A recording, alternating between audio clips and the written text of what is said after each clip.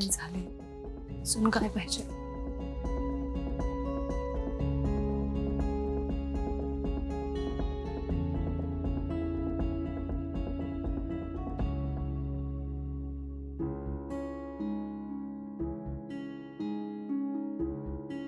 ताई, अगं आपलं ठरलंय ना काही दिवस विक्रांतची बोलणं कमी करायचं.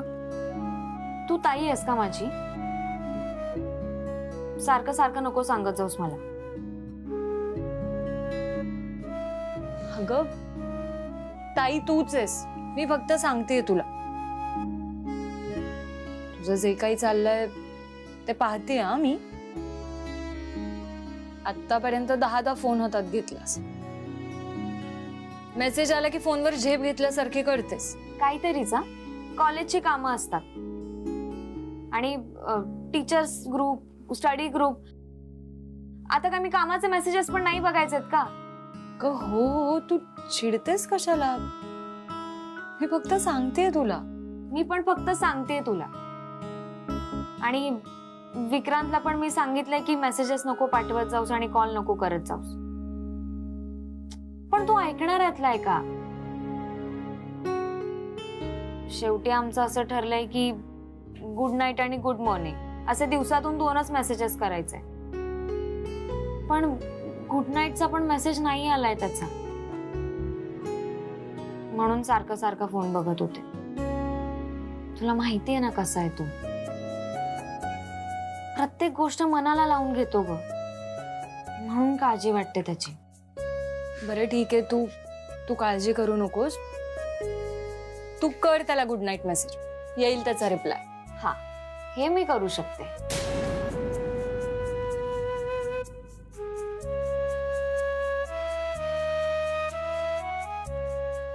ताई, तुला फक्त माझ्याकडून ऐकायचं होतं ना विक्रांतला मेसेज कर म्हणून? त्यासाठीच थांबली होतीस तू?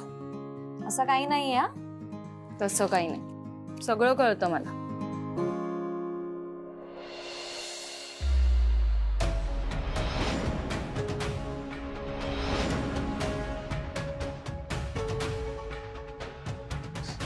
तुम्ही निघा इथून, कोणी थांबू नका इथे, जा बाहेर.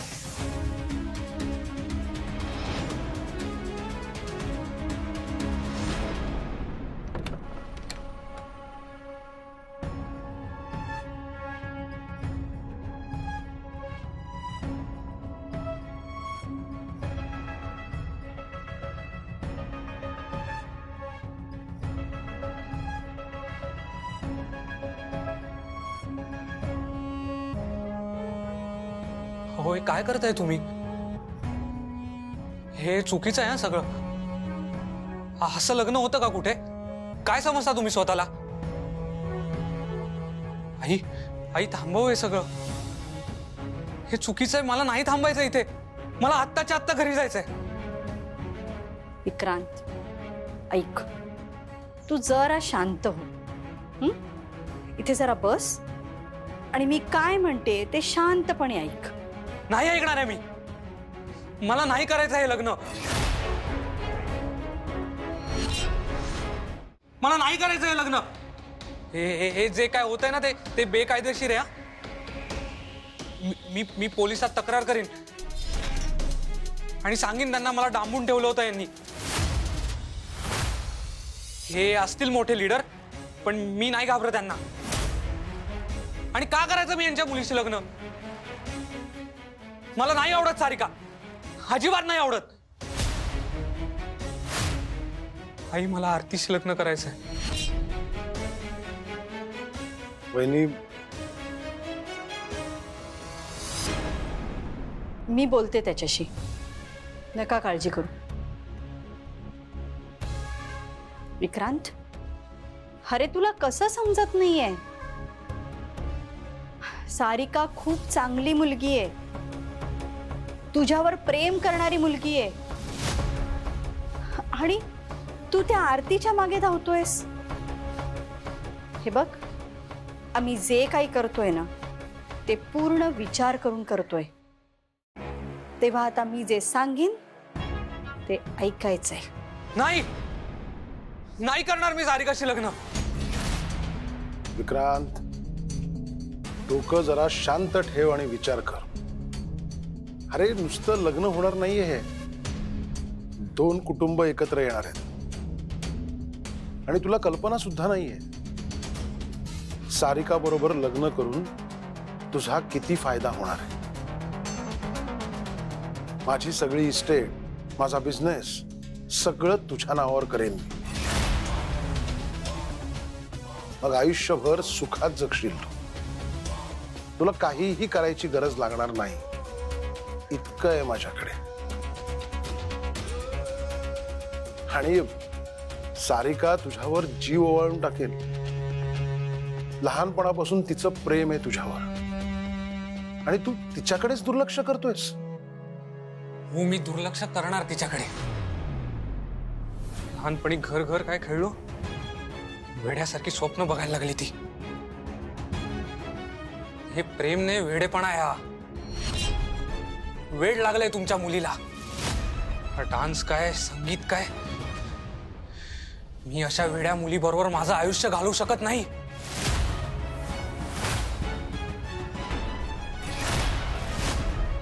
वेडी झालीये सारिका. विक्रांत, थोबाड फोडून ठेवीन जर पुन्हा तिला वेडी म्हणलास तर.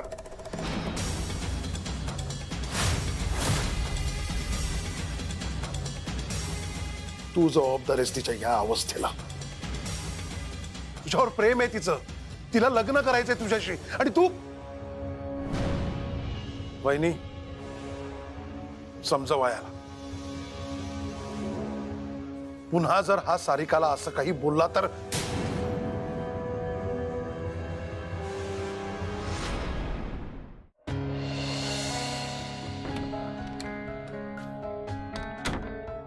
काय मूर्खपणा चाललाय? आई, तू का वागतेस अशी? या माणसाने आता तुझ्या मुलाला धमकी दिली आणि तू काहीच बोलली नाहीस. काय झालंय तुला? का करायचंय हे लग्न? काय हा सगळा 8 तास?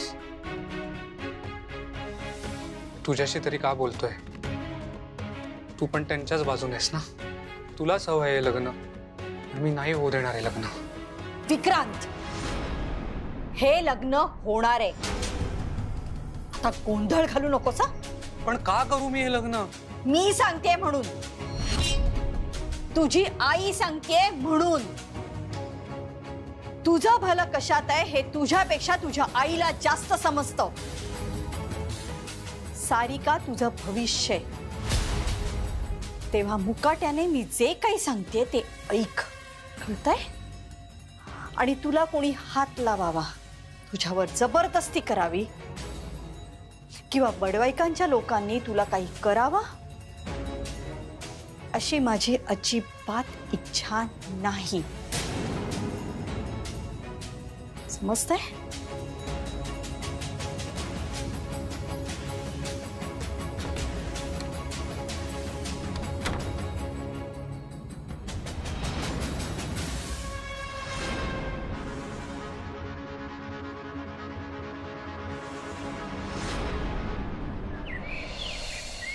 आणि या क्लायंटशी तू कॉन्टॅक्ट कर.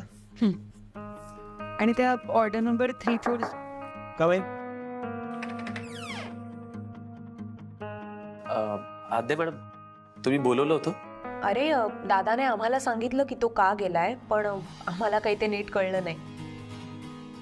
बरं, तो एवढा घाईत होता, चिडला होता, त्यामुळे आम्ही पण काही त्याला फार प्रश्न विचारत बसलो नाही.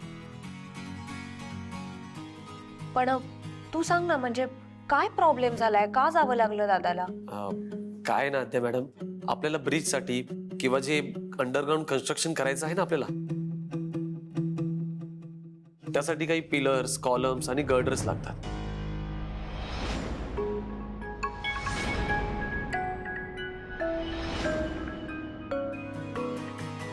आणि मग त्यासाठी काही वेगवेगळे रॉ मटेरियल्स, त्याची गरज लागते. पण ते वेळेवर न पोहोचल्यामुळे ते सगळीच कामं आपली डेली झाली आहेत. आपण त्यांना ऍडव्हान्स मध्ये पेमेंट करूनही हा गोंधळ झालाय, म्हणून सरांचा पारा चढलाय. आता सर डायरेक्ट फॅक्टरीमध्ये जाऊन या सगळ्या मटेरियलची सप्लायची व्यवस्था करणार आहे. विजय, हुशार आहेस हा तू खूप. म्हणजे मला वाटलं नव्हतं की तुला एवढं सगळं माहिती असेल. हो ना सार्थक? मग हुशारच आहे तो. काय आद्या मॅडम, चेष्टा करताय का माझी? नाही नाही, आम्ही चेष्टा का बरं करू? मी खरं सांगते विजय, आता तुम्ही हे सगळं सांगत होता ना, तेव्हा मी मन लावून ऐकत होता आणि मला सुद्धा धक्का बसला की तुम्हाला कामामधलं सगळंच माहितीये. अमूल्य मॅडम, मी वेदांत सरांसोबत 5 वर्ष आहे, 5 वर्ष.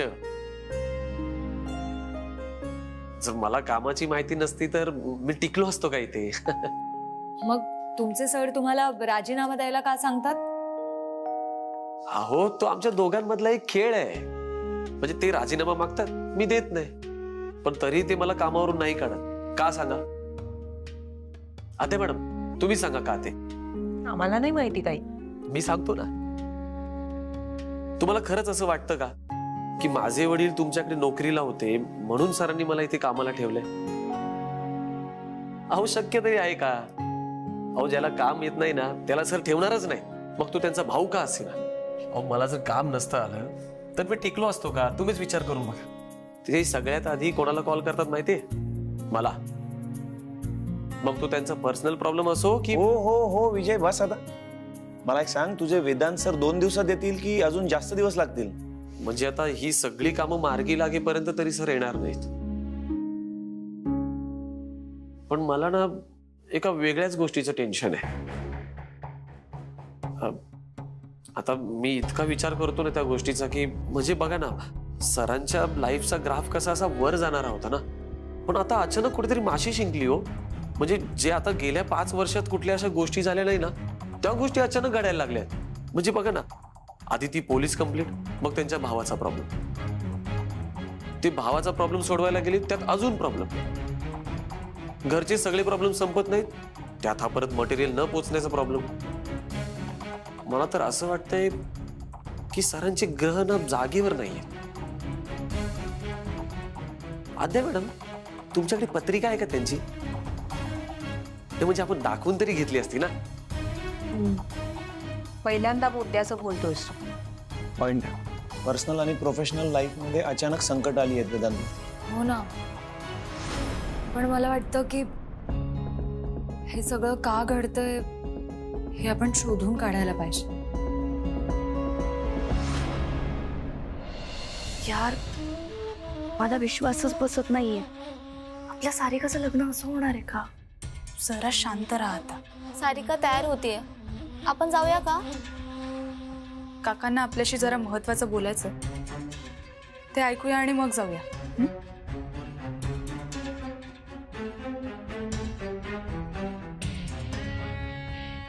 मला तुम्हा सगळ्यांशी थोडंसं बोलायचं आहे. इथली एकंदर परिस्थिती तुमच्या लक्षात आलेली आहेच. तेव्हा आता आपण सगळ्यांनी मिळून हे लग्न सुरळीत पार पाडूया. कोणतंही विघ्न येता कामा नये. सारिकासाठी हे लग्न होणं किती महत्वाचं आहे हे मी वेगळं सांगायची गरज नाही. पटतंय ना मी काय म्हणतोय ते? अहो, मी काय म्हणते? मी बोलतोय ना, मला माझ्या पद्धतीने हाताळू द्या आणि तुम्ही यात पडूच नका. तुम्ही सगळ्यांनी तुमचे मोबाईल स्विच ऑफ करून माझ्या माणसांकडे द्या. काळजी करू नका, कोणताही गैरवापर होणार नाही. तुमच्या मोबाईलला हातही लावला जाणार नाही. आणि तुमची राहण्याची व्यवस्था केलेली आहेच. तरी काही हवं असेल तर आम्हाला सांगा. काका, घरी एक कॉल करू का? तुमच्या घरी निरोप मिळालेला आहे. तुम्ही आमच्या बरोबर आहात म्हणून, तेव्हा आणखीन काही सांगायची आवश्यकता नाही. आता मोबाईल जमा करा. आणि लग्नाचे फोटो नाही, म्हणजे सारिकाने विचारलं की फोटो काढायचे तर त्याची सोय आम्ही बघू. तुम्ही कुणीही कुठलेही फोटो काढून कुठेही पोस्ट करू नयेत म्हणूनच तुमचे मोबाईल ताब्यात घेणार होतो. एवढी खबरदारी आम्हाला घ्यायलाच हवी. आता इथून पुढे कुठलीही बातमी इथून बाहेर जाता कामा नये. उद्या लग्न लागल्यावर तुमचे मोबाईल तुम्हाला परत मिळतील आणि तुम्हाला घरी सोडण्याची व्यवस्था केली जाईल. सारिका तुमच्यावर किती प्रेम करते हे तुम्हाला माहितीच आहे. त्यामुळे तुम्ही तिच्यासाठी इतकं नक्कीच करू शकता. अनिल,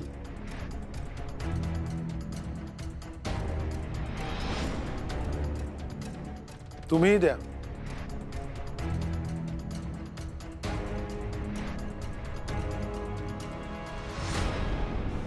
काका, तुम्ही जे सांगाल ते आम्ही नक्की करू सारिकासाठी. काका, हे लग्न अगदी सुरळीत पार पडेल. तुम्ही अजिबात टेन्शन घेऊ नका. आम्ही सारिकासाठी एवढं तर नक्कीच करू शकतो. हो हो, का नाही.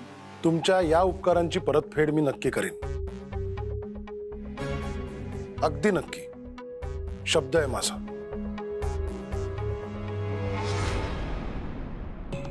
हे लग्नाचे कपडे घालून बघ. नाही तर टेलर आहेच बाहेर. मी नाही घालणार. मुकाट्याने तयार हो. हे बा, आता विरोध करून काही उपयोग नाहीये. सारिका तयार झाली असेल, वाट बघतीये ती. खट्ट्यात गेली सारिका. विक्रांत, बघू दे तिला वाट. वेडी झालीये ती. पण मला वेळ लागला नाही. हा, ते गार्ड्स उभेत ना, त्यांना म्हणावं घाला हे कपडे आणि करा सारिकाशी लग्न, कारण मी हे लग्न करणार नाहीये. आणि मला माझा फोन द्या. मला दादाशी बोलायचंय. त्याला हे सगळं कळलं पाहिजे. मग बघतो काय करतो. दादा जर चिडला ना तर काय होईल रे? तुझ्या दादाला घाबरत नाही मी. आणि काय करेल तो चिडल्यावर? हे काय त्याचं ऑफिस आहे? मी स्टाफ आहे त्याचा. मी आई आहे त्याची. आईकडून राजीनामा मागणार आहे का तो? त्यामुळे त्याची भीती तर मला दाखवूच नकोस. मुकाट्याने तयार हो, मी बाहेर ये. नाही तर बडवाईच्या माणसाने बोलवू का मी? ते छान तयार करतील तुला. आई,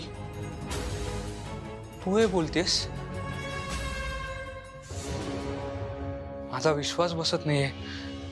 एक आई आपल्या मुलाशी असं वागू शकते, आणि तेही फक्त तिच्या स्वार्थासाठी. माझा अजिबात यामध्ये काही स्वार्थ नाहीये. तू चुकीच्या मुलीच्या प्रेमात पडलायस आणि म्हणून मला हे सगळं करायला लागतंय. आणि मी हे जे काही करते ना, हे तुझ्या चांगल्यासाठी करतेय. आणि या सगळ्याला जर तू मला माझा स्वार्थ म्हणत असशील, माझी काहीच हरकत नाहीये. पण हे सगळं मी आपल्या भल्यासाठी करतेय. तुला तुझ्या मुलाचं सुख कशात आहे ते कळतच नाहीये. कळतंय ना, खूप चांगलं कळतंय. माझ्या मुलाचं सुख आणि भवितव्य यात एकाची निवड करायची झाली ना, तर मी तुझ्या भवितव्याची निवड करेन. त्या आरतीच्या प्रेमामध्ये अंधळा झालायस तू. अरे, तुझं भवितव्य त्या मुलीच्या मागे वाया घालवू नकोस. तू बाहेर जा आधी. मी जाते, पण तू पळून बळून जाण्याचा काही विचार करू नकोस. उगाचच हातपाय मोडून घेशील. तेव्हा तुला आवडतील ते कपडे घाल आणि तयार हो. नाहीतर हे लोक हातपाय मोडतील. वा, काय पर्याय दिलाय आई साहेबांनी. या तुम्ही, होतो मी तयार. Good boy.